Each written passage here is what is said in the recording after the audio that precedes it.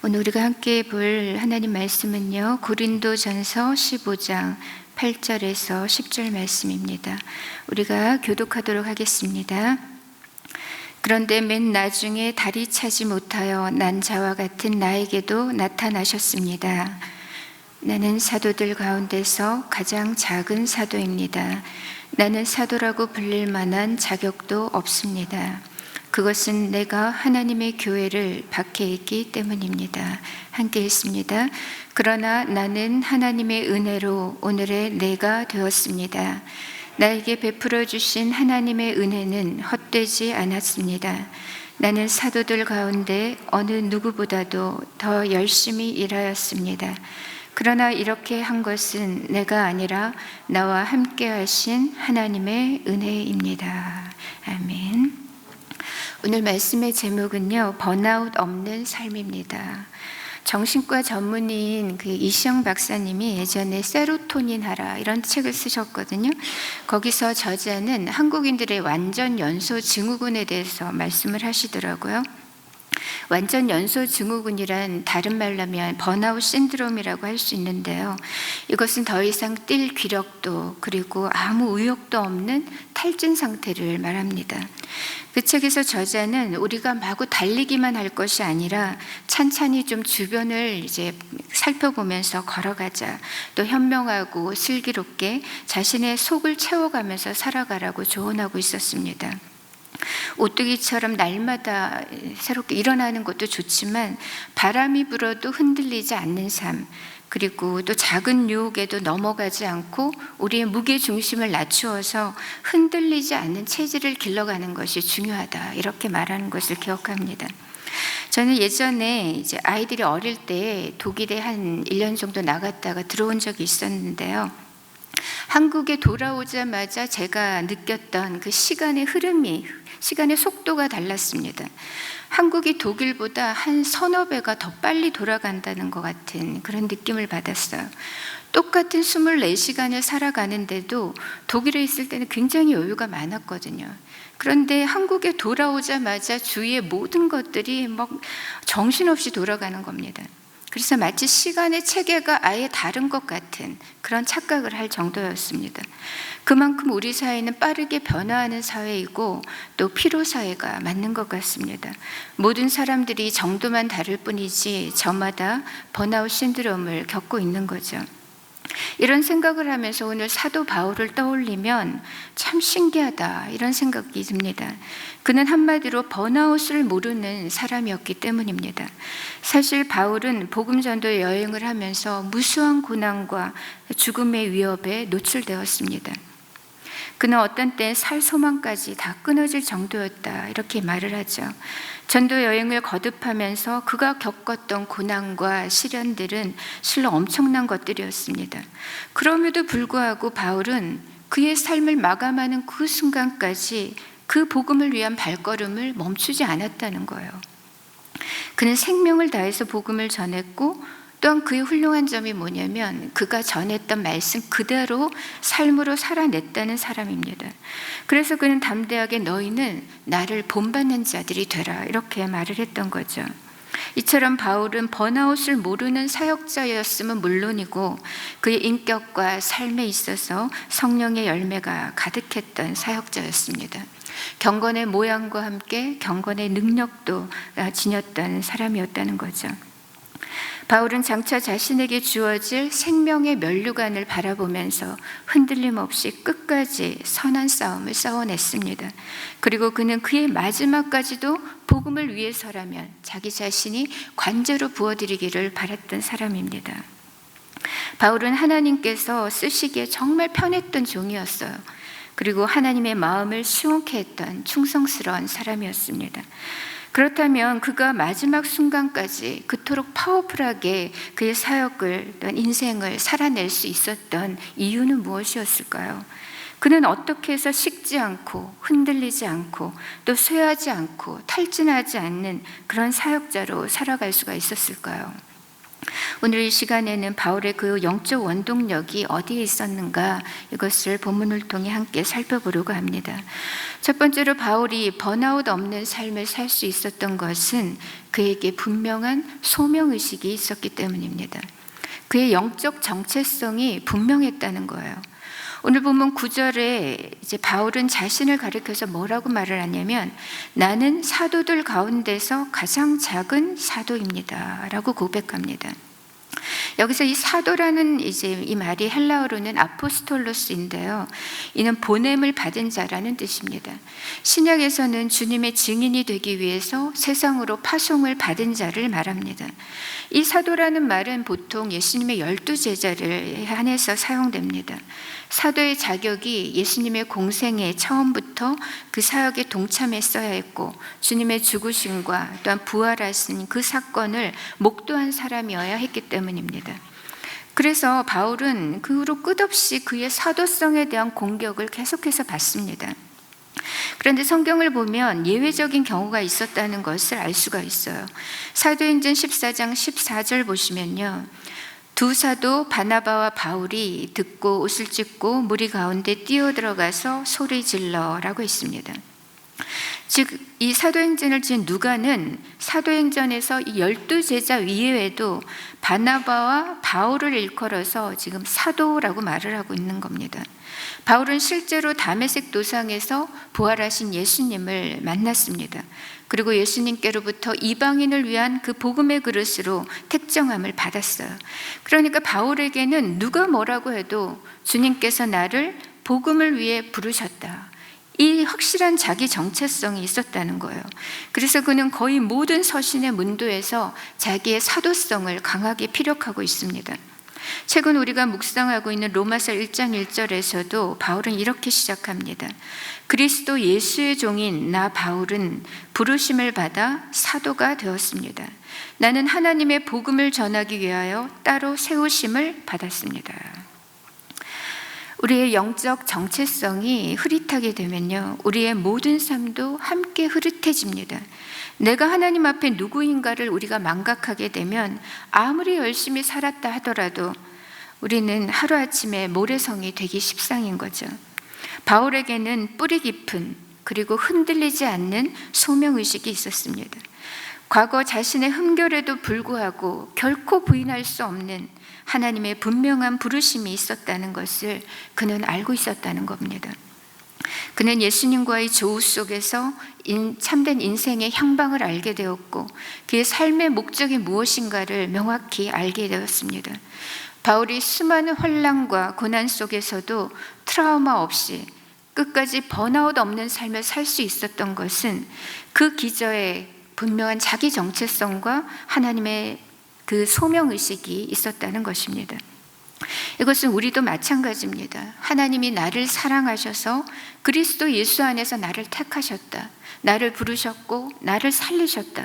그래서 나를 존귀한 하나님의 자녀 삼으셨고 또 왕 같은 제사장으로 삼으셨다. 그래서 이제는 하나님의 이름과 그 영광을 위해서 나를 의의 병기로 또 복음의 통로로 부르셨다. 이러한 우리의 자기 정체성이 우리 안에 분명해야 되는 것이고, 이러한 정체성이 확고할수록 우리는 덜 흔들리는 삶을 살아갈 수가 있다는 겁니다. 두 번째로 바울이 번아웃 없는 삶을 살 수 있었던 것은 그에게 깊은 겸손이 있었다는 겁니다. 오늘 본문 8절 이하의 말씀에 어떤 바울의 고백이 나오냐면, 나는 맨 나중에 다리 차지 못하여 태어난 자와도 같다. 또 나는 사도 중에서 가장 작은 사도이다. 그리고 사도라고 불릴 만한 자격도 없는 사람이다. 이렇게 말을 하고 있습니다. 이런 바울의 고백을 들으면 그가 자기를 너무나 지나치게 비하하는 건 아닐까? 이런 생각이 들 정도입니다. 사실 바울은 신분으로 보나 스펙으로 보나 학벌로도 보나 그 누구에게도 뒤지는 사람이 아니었죠. 당대 최고였습니다. 그는 로마 시민권까지 가지고 있었죠. 하지만 예수님을 만난 이후로 이 바울의 삶이 180도 완전히 바뀌게 됩니다. 복음 외에는 그 무엇도 자랑할 것이 없음을 알게 되었고요.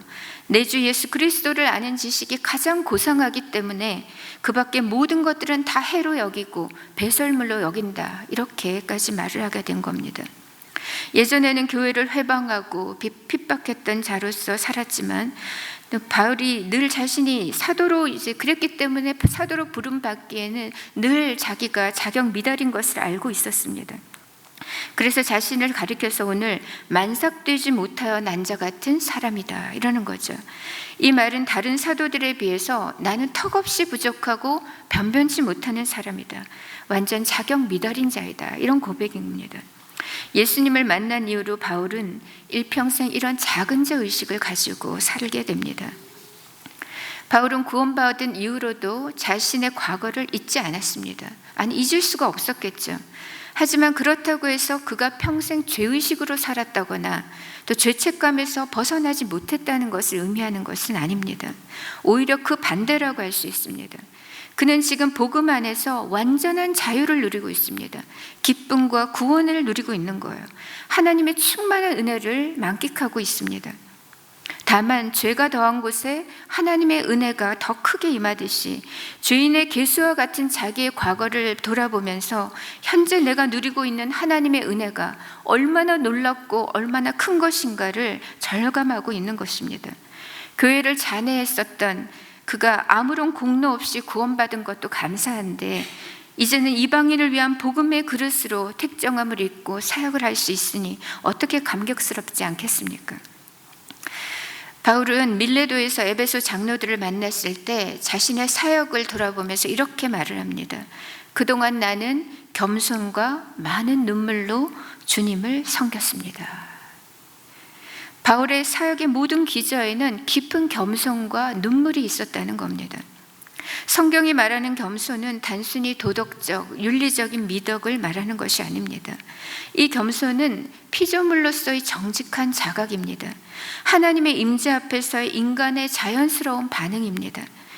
이 겸비한 마음과 가난한 마음이 우리를 생명의 주님께로 인도하게 됩니다.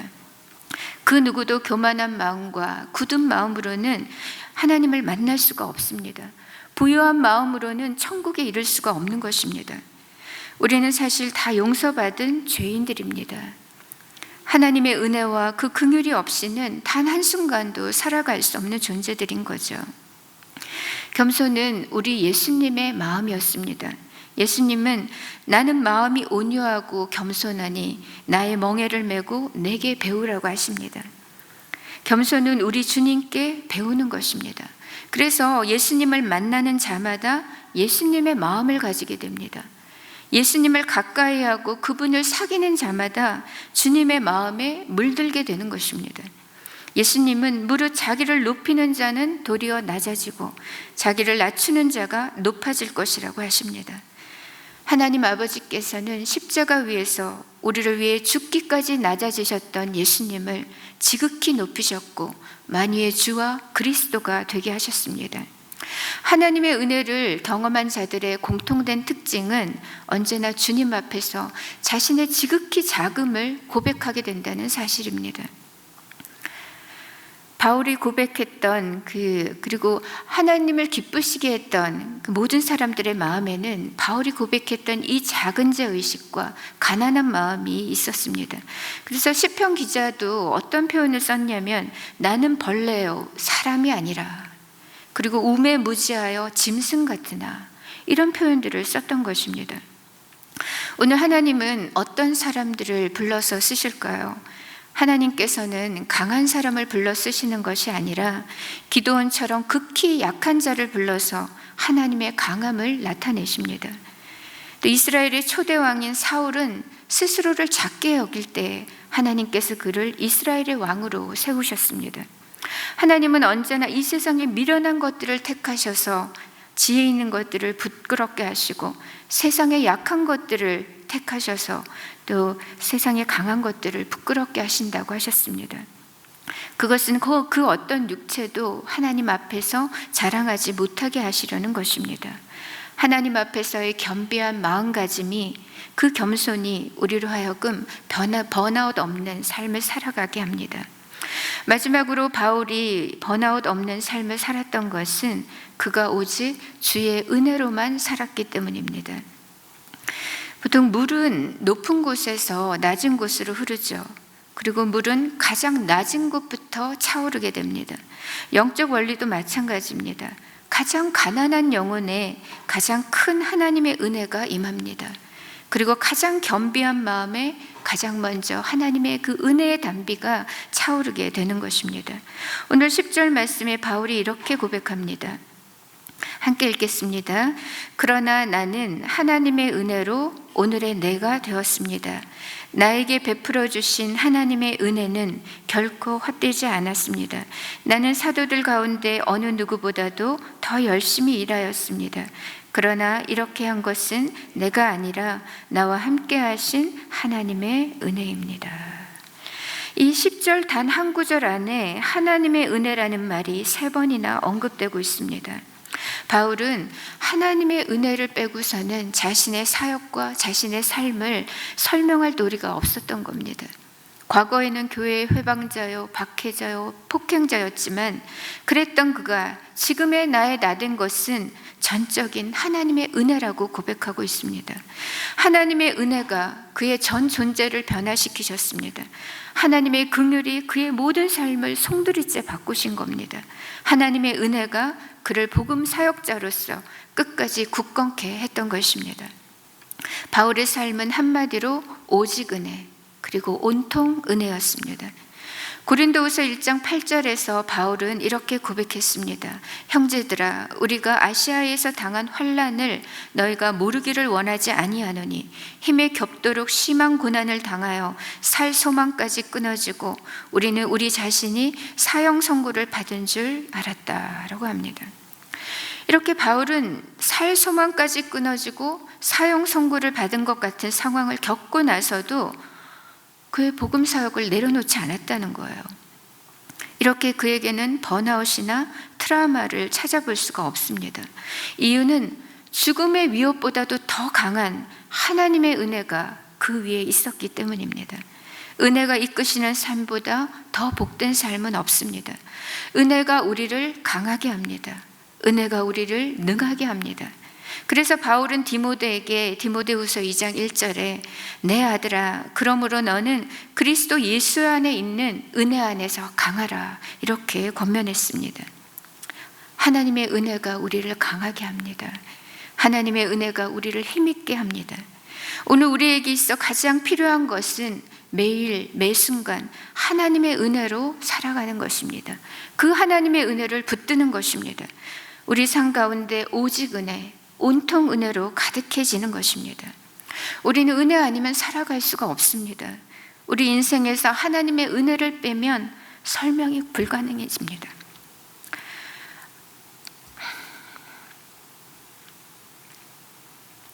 오직 은혜에 붙들려 살아가는 사람은 폭풍우 속에서도 독수리가 날개치며 올라간 것 같은 그런 삶을 살 것입니다. 오직 주의 은혜로 살아가는 사람은 다른 박질해도 곤비치 않을 것이고 걸어가도 피곤하지 않을 것입니다. 이런 놀라운 주님의 은혜가 오늘 저와 여러분에게 가득하시기를 바랍니다. 이제 말씀을 맺겠습니다. 우리는 오늘 힘든 시대, 또 힘든 계절을 지나고 있습니다. 또한 우리 곁에는 수없이 많은 소진된 사람들, 또 오늘 하루를 힘겨워하는 사람들이 있습니다. 어쩌면 우리 자신이 바로 그 당사자일지도 모르죠. 바울의 삶은 오늘 우리에게 어떻게 하면 소진되지 않는 삶을 살아갈 수 있는지, 어떻게 하면 하나님 앞에서 늘 푸른 감람나무로 설 수 있는지를 보여줍니다.